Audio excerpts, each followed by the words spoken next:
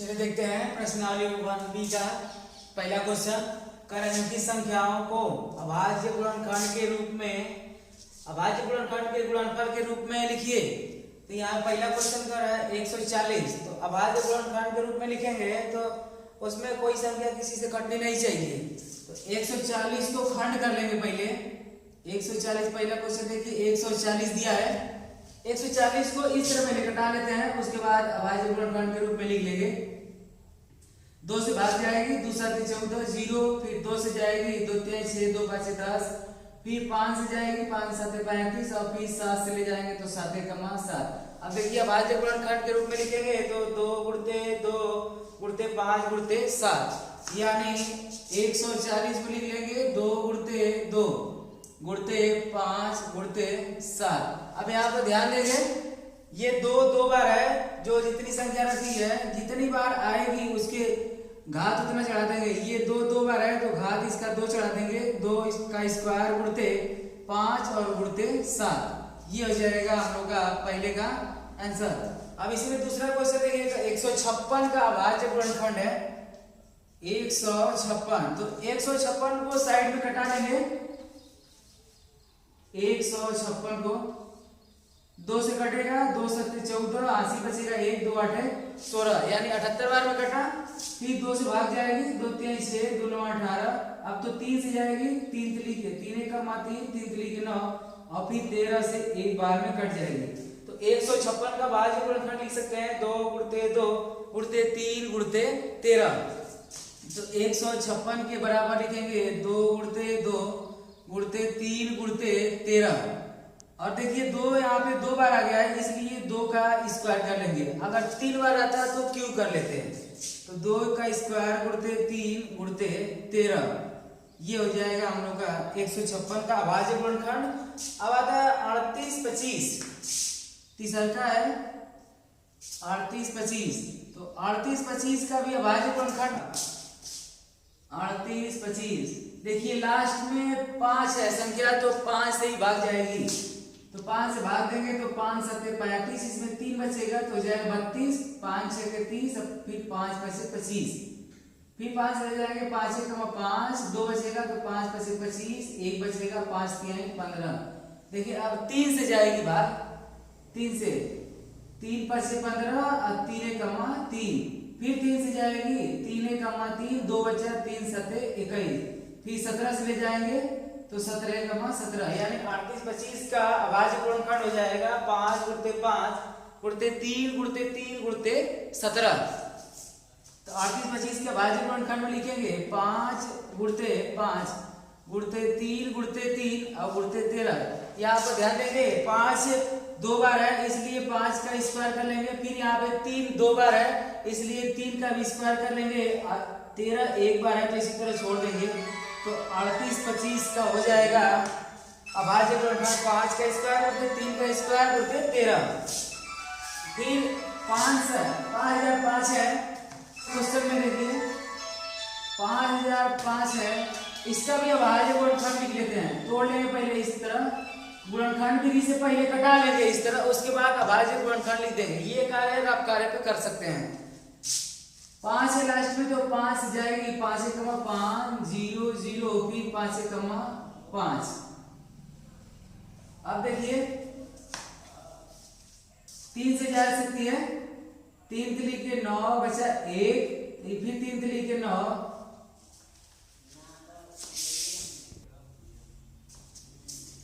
चौथा देखिए 5005 है। तो 5005 का अभाज्य गुणनखंड लिखने के लिए पहले इसको गुणनखंड विधि से कटा लेंगे। तो 5005 को कटा लेते हैं इस तरह। लास्ट में संख्या 5 है इसलिए भाग ले जाएंगे 5 से, तो 5 से ले जाएंगे तो 5 1 5, फिर डबल 0 इसी तरह उतर जाएगा, फिर 5 1 5। अब भाग जाएगी हम लोग की 7 से, तो 7 से भाग ले जाएंगे, 7 से 7 1 7, 3 बचा तो 30 हो जाएगा, 7 4 28 और फिर यहाँ पे 2 बचा तो 7 3 21। अब देखिए 11 से जा सकती है, 11 का 11 बचा 3, फिर 11 3 33, तो 11 से ले जाएंगे तो 11 का 11 11 3 33। अब सीधे सीधे 13 से जाएगी तो 13 कमा हो जाएगा 13। तो 5005 का अभाज्य गुणनखंड लिखेंगे 5 गुणते 7 गुणते 11 गुणते 13। यहाँ पे 5005 के बराबर लिख लेंगे, 5 गुणते 7 गुणते 11 गुणते 13। ये हो जाएगा हम लोग का 5005 का अभाज्य। पांचवा देखिए 74 29। तो 74 29 का अभाज्य गुणनखंड लिखेंगे तो पहले गुणनखंड विधि से घटा लेंगे। तो यहाँ पर लिख लेते हैं 74 29। देखिए यह संख्या घटेगी 17 से, तो पहले 17 से भाग ले जाते हैं। तो 17 से ले जाएंगे तो 17 से होके 68 बच जाएंगे यहाँ पे 6। तो 6 बचेगा तो यहाँ पे हो जाएगा 62। तो 62 हो जाएगा तो ले जाएंगे 17 × 51, क्योंकि कम में बाहर ले जाएंगे। तो 17 × 51, 62 में से 51 घटा लेंगे तो आ जाएगा 11, और 11 9 के आगे लगेगा तो हो जाएगा 119, और 17 7 हो जाएगा 119। फिर भाग ले जाएंगे 19 से, फिर 19 ले जाएंगे। देखिए 19 गुना के 38, और 38 43 में से घट जाएगा तो बच जाएगा 5, और 5 लग जाएगा 7 के आगे तो ये हो जाएगा 57। तो 19 यहाँ 57। अब देखिए ये 23 से डायरेक्ट कट जाएगा, तो 23 से कमा 23, यानी 74 29 का अभाज्य गुणनखंड हो जाएगा 17 गुणते 19 गुणते 23। ये हो जाएगा हम लोग का आंसर। ये हो जाएगा हम लोग का। देखिए दूसरा क्वेश्चन का है कि पूर्णांकों के निम्न युग्मों के एचसीएफ और एलसीएम ज्ञात कीजिए तथा इसकी जांच कीजिए कि दो संख्याओं का गुणनफल एचसीएफ गुणते एलसीएम होता है, मतलब दोनों संख्याओं का गुणा करेंगे और एलसीएम और एचसीएफ का भी गुणा करेंगे तो वही संख्या प्राप्त होगी। तो पहला हम लोग का है 26 और 91। तो 26 और 91 का पहले एचसीएफ निकालेंगे और एलसीएम निकालेंगे। देखिए पहला क्वेश्चन देखिए कौन है 26 और 91 का। तो 26 और 91 का एचसीएफ और एलसीएम निकालेंगे। तो 26 का एलसीएम तो खंड तो कर सकते हैं, गुणनखंड पे इसका कर लेंगे। तो 26 को लिख सकते हैं 2 गुणते 13, यानी 13 गुणा के 26, और 91 को लिख सकते हैं 7 13 7 91, यानी 7 गुणते 13। और एचसीएफ में जब दोनों संख्याओं में जो संख्या मिलती है खंड में वही एचसीएफ होता है। तो एचसीएफ बराबर हो जाएगा, देखिए एचसीएफ बराबर हो जाएगा, दोनों संख्याओं के गुणनखंड में मिल रहा है 13, तो हम लोग का एचसीएफ हो जाएगा 13। अब एलसीएम में जो मिले वो भी लेंगे और जो ना मिले वो भी लेंगे। एलसीएम लेते हैं दोनों संख्याओं का। तो देखिए 13 तो मिला हुआ है, 13 ले लिए। देखिए 2 इसमें नहीं है तब पर भी 2 ले लेंगे, और फिर 7 इसमें भी नहीं है तो 7 भी ले लेंगे, क्योंकि बताया है जो मिलेगा वो भी, जो नहीं मिलेगा वो भी फैक्टर ले लेते हैं। अब देखिए 7 गुना के 14, और 14 में गुणा कर लेंगे 13 का, तो हो जाएगा 14 तिया 42 को 2, और फिर 14 कमा 14, 14 में 4 जोड़ देंगे तो आ जाएगा 18, यानी एलसीएम हम लोग का प्राप्त हो जाएगा 182। अब इसी का चेक कर लेते हैं दोनों। फार्मूला होता है दो संख्याओं का गुणनफल बराबर होता है लसा गुणते मसा, यानी एलसीएम गुणते एचसीएफ। तो दो संख्याओं का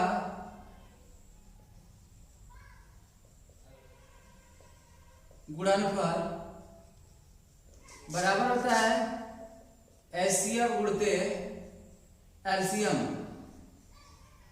देखिए दो संख्या हो गई हम लोग की, एक तो 26 और एक तो 91। तो ये 26 गुणते 91 बराबर एचसीएफ हम लोग का निकल गया 13, तो यहाँ पे 13 रख लेंगे। 13 गुणते हो जाएगा एलसीएम हो गया 182, तो 182 गुणा कर लेंगे। तो गुणा कर लेते हैं 26 का 91 में। तो 26 का 91 में गुणा कर लेंगे। तो देखिए गुणा करने के बाद देखिए 1 6 6 1 2 2, फिर 9 6 54, 54 को 4, और 9 दूना के 18, 18 5 जोड़ देंगे तो आ जाएगा 23। देखिए 6 4 में 2 जोड़ देंगे तो 6, और फिर ये 23 इसी तरह उतर जाएगा, यानी 26 और 91 का गुणनफल हो जाएगा 2366। ठीक है, अब गुणा कर लेते हैं इसका। तो 13 दुना के 26, 13 दुना के 26, 26 को 6 हाथ में हाथी लग गया 2, 13 बटे 104, 104 में 2 हाथी जोड़ देंगे तो हो जाएगा 106, हासिल हो गया 10, 13 कमा 13, 13 में 10 हासिल जोड़ देंगे तो आ जाएगा 23। यानी देखिए दोनों लेफ्ट हैंड साइड और राइट हैंड साइड का मान, यानी दायां पक्ष और बायां पक्ष दोनों का मान बराबर आ रहा है। तो हम लोग का यही सवाल सही है। अब यहीं पे देख लेते हैं दूसरा का क्वेश्चन। देखिए दूसरा का कर रहा है 510 और 92 का, तो 92 का 510 और 92 का फिर एलसीएम और एचसीएफ निकालेंगे तो खंड कर लेते हैं गुणनखंड। इसको रफ करके दिखा लेंगे 5 से, नहीं तो इस तरह भी कर लेंगे 17 तिया 51 फिर खंड कर सकते हैं। देखिए 510 को लिख सकते हैं 17 से कटेगा तो 17 तिया 51 30 बचेगा और 30 का खंड लिख सकते हैं 2 गुणते 3 गुणते 5 यानी 2 तिया 6 6 5 30। 510 का देखिए खंड यहाँ पे करते हैं 2 से कटाएंगे 2 दूना 4 1 बचेगा 2 5 10 फिर 2 5 10 फिर 5 से कट जाएगा 5 5 25 और 5 5। फिर देखिए 17 से काट सकते हैं 17 तिया 51 और फिर 3 3 खंड वही आया। देखिए 17 फिर गुणते 2 और फिर गुणते 3 और गुणते 5 यानी 510 का हो जाएगा खंड, 510 का खंड हो जाएगा 17 गुणते 3 गुणते 2 गुणते 5। अब देखिए 92 का खंड, 92 का खंड कर लेते हैं तो 92 को भी यहाँ पे कटा लेंगे एकदम आसानी से। 2 से कट जाएगा 2 चौके 8 2 छक्के 12 फिर 2 दूना 4 2 तिया 6 और फिर 23 से कट जाएगा एक बार में। तो इसको लिख सकते हैं 2 गुणते 23। अब देखिए एचसीएफ बराबर बताएं कि एचसीएफ बराबर जो दोनों मिलेगा वही एचसीएफ लेंगे। तो देखिए इसमें 2 मिल रहा है एक बार तो एचसीएफ हो जाएगा हम लोग का 2। अब एलसीएम में बताएं जो मिलेगा वही लेंगे और जो मिलेगा वो भी और जो ना मिलेगा वो भी लेंगे। देखिए 2 तो मिल गया एक बार तो 2 ले लिए। फिर देखिए यहाँ पे 17 नहीं मिल रहा है तो 17 को भी ले लेंगे। अब देखिए यहाँ पे 3 तो 3 इसमें भी नहीं है तो 3 भी ले लेंगे। 5 इसमें नहीं है तो 5 भी ले लेंगे। अब इसमें बचा 2 भी बचा और 23 भी बचा। अब गुणा कर लेते हैं 2 तिया 6 5 30 30 दूना 60 और 60 का गुणा कर लेंगे 17 में तो 17 छक्का हो जाएगा 102 और 102 पे हासिल हो जाएगा 0। अरे ये 0 लगा लेंगे पीछे और गुणते 23। अब 23 का इसमें गुणा कर लेंगे तो 23 0 ये हो जाएगा 0। 23 दूना के हो जाएगा 56 और 46। 23 दूना के हो जाएगा 46 को 6 हाथ में लग जाएगा 4 लेकिन यहाँ पे 0 है तो इसलिए 4 लिख लेंगे पूरा और फिर 23 से कमा 23। अब आते हैं जांच करते हैं कि दोनों संख्याओं का गुणनफल एचसीएफ और एलसीएम गुणनफल के बराबर आ रहा है कि नहीं। तो यहाँ पर हो जाएगा दो संख्याओं का गुणनफल बराबर एलसीएम गुणते एचसीएफ। दो संख्या हो गई हम लोग की 510 और एक तो हो गई 92। 510 गुणते 92 और देखिए एलसीएम हो गया हम लोग का 23460। 23460 और एचसीएफ निकाल चुके हैं 2 तो गुणते हो जाएगा 2। गुणा कर लेते हैं 510 में 510 का 92 में गुणा कर लेते हैं 2 से 2 0 0 2 1 2 2 5 10 फिर 9 से 9 0 0 फिर 9 1 9 और 9 5 45 जोड़ लेंगे तो आ जाएगा 0 2 फिर 9 5 1 6 और ये 4 यानी हो जाएगा 46 920। अब देखिए 2 का गुणा कर सकते हैं आराम से 2 का 0 में करेंगे तो 0 फिर 2 का 2 6 12 को 2 2 चौके 8 एक हासिल हो जाएगा 9 फिर 2 तिहाई 6 और फिर 2 दूना के 4। देखिए लेफ्ट हैंड साइड और राइट हैंड साइड दोनों का मान बराबर आ रहा है यानी दो संख्याओं का गुणनफल एलसीएम और एचसीएफ के गुणनफल के बराबर है।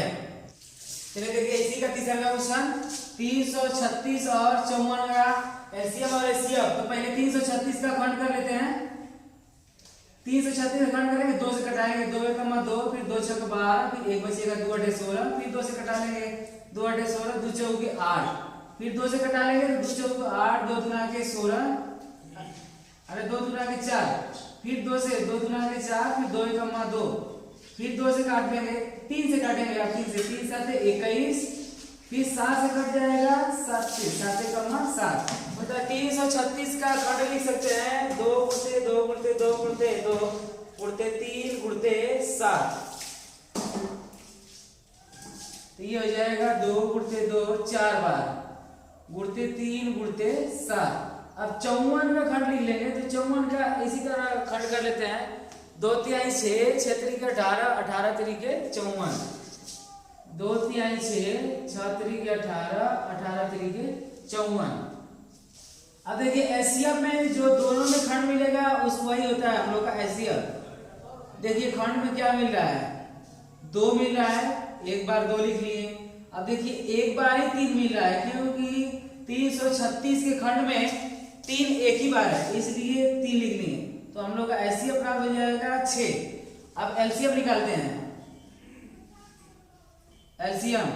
तो एलसीएम पता है, जो मिलेगा वो भी और जो नहीं मिलेगा उसका भी आपस में गुणा कर लेंगे। तो ये हो जाएगा 2 मिल गया, 2 पहले ही से, और फिर 2 3 बार बच रहा है तो 2 भी लिख लेंगे 3 बार। ठीक है, अब देखिए 3 एक बार मिल चुका है तो 3 ले लिए दोनों में से।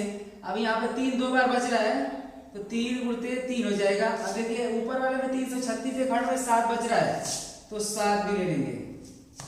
अब गुणा कर लेते हैं, 2 गुना के 4 गुना के 8 गुना के 16, 16 तिया 48, 48 हो जाएगा। यहाँ तो गुणा कर लिए।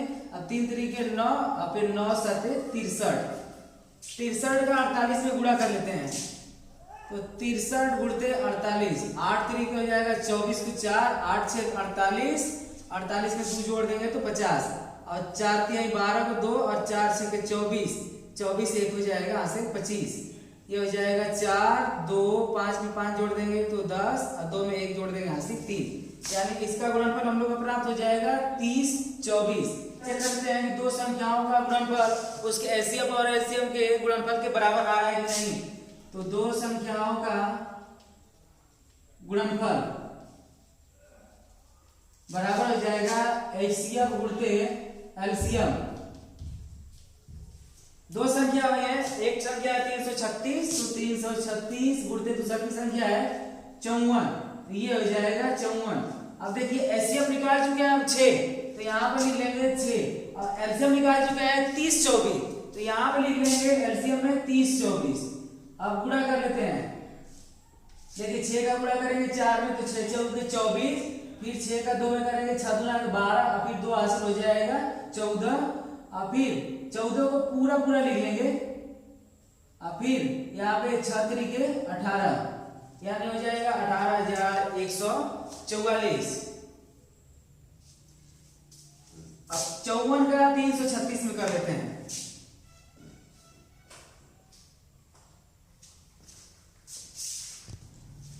गुणा करते हैं 300, 4 6 24 को 4, फिर 4 तिहाई 12 में 2 जोड़ेंगे तो 4, फिर 4 तिहाई 12, 12 में 1 हासिल जोड़ेंगे तो हो जाएगा 13, फिर 5 से गुणा कर लेते हैं, 5 6 30, 5 तिहाई 15, 15 में 3 जोड़ेंगे तो आ जाएगा 18, फिर 5 तिहाई 15, 15 में 1 जोड़ेंगे तो हो जाएगा 16।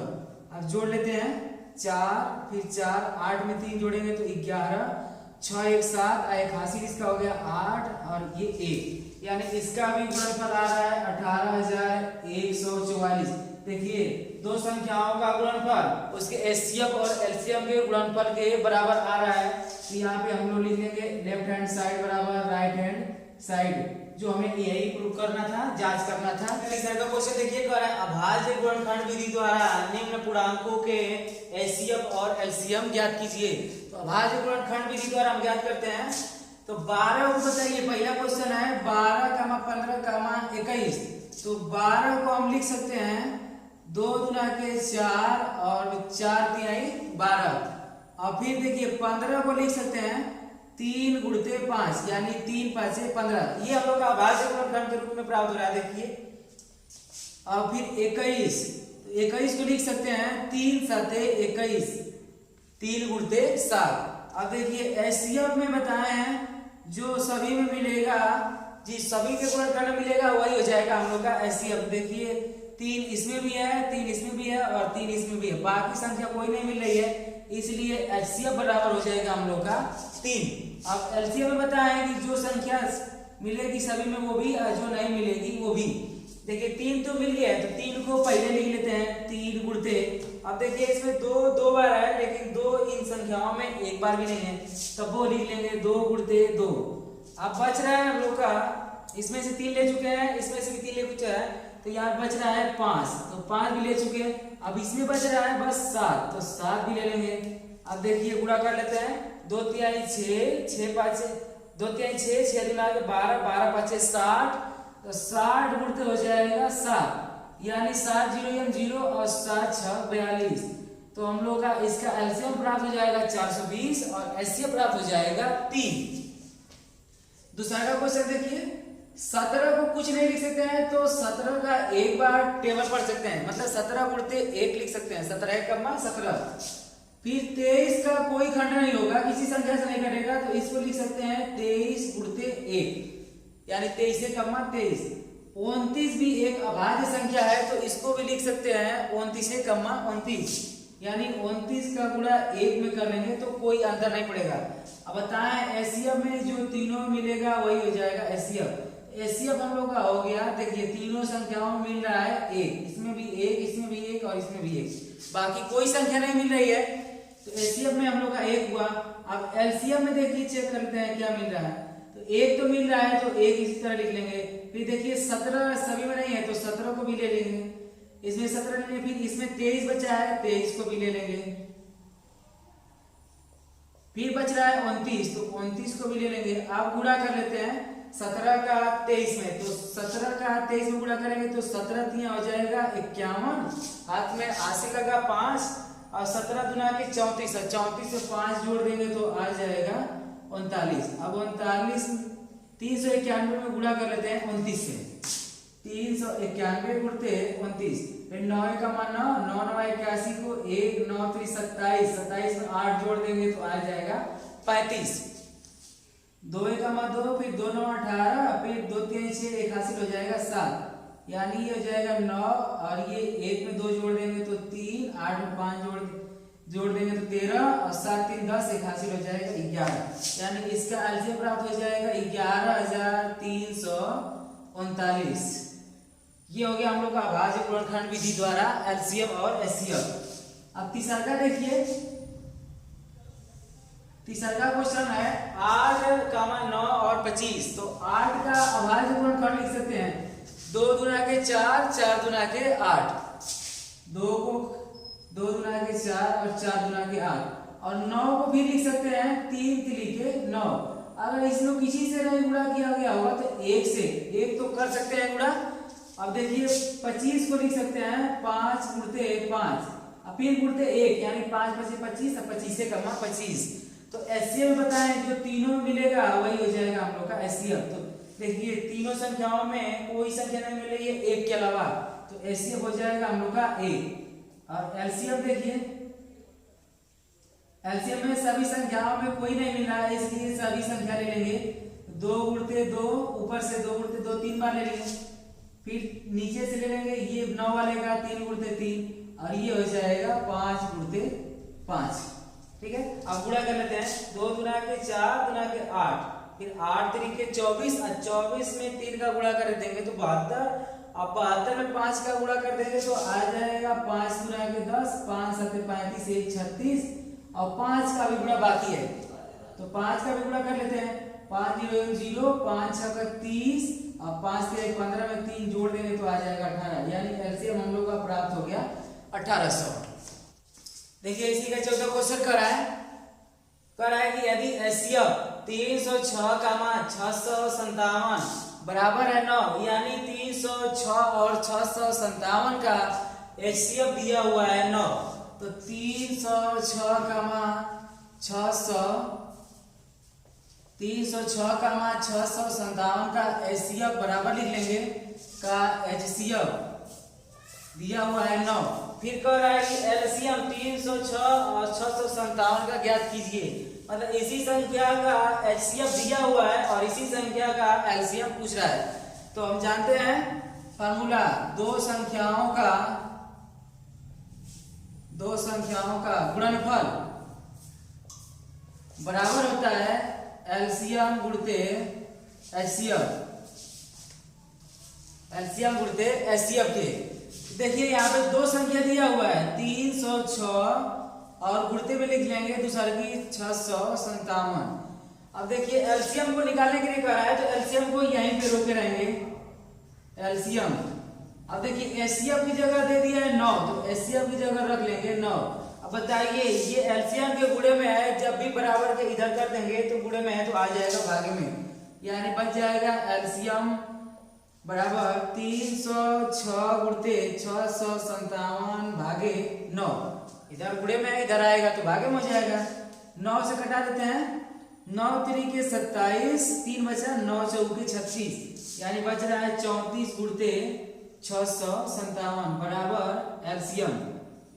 अब 30 और 657 का गुणा कर लेते हैं, तो 657 गुणते हो जाएगा 34, 4 7 28 को 8, 4 5 20 में 2 हाथ से जोड़ देंगे तो 22, 4 6 24 में 2 जोड़ देंगे तो हो जाएगा 26, 3 7 21 को 1, 3 5 15, 15 में 2 जोड़ देंगे तो 17, फिर 3 6 18, 18 में 1 जोड़ देंगे हासिल तो हो जाएगा 19, ये 8, 2 में 1 जोड़ेंगे 3, 7 6 13 को 3, 9 2 11, 11 एक हासिल हो जाएगा 12 और 1 एक हासिल हो जाएगा 2, यानी 22,338, 22,338। हम लोग का एलसीएम प्राप्त हो जाएगा 306 और 657 का 22,338। देखिए इसी का 5वां क्वेश्चन कर आई यदि एचसीएफ 225 और 60 बराबर है, मतलब 225 का और 60 का एचसीएफ बराबर है 225 गुणते 5 माइनस 10x के, तब कर x का मान ज्ञात कीजिए। तो 225 और 60 का पहले एचसीएफ निकालेंगे, 225 और 60 का एचसीएफ, क्योंकि यही एचसीएफ 225 गुणते 5 गुणते माइनस 5 10x के बराबर है।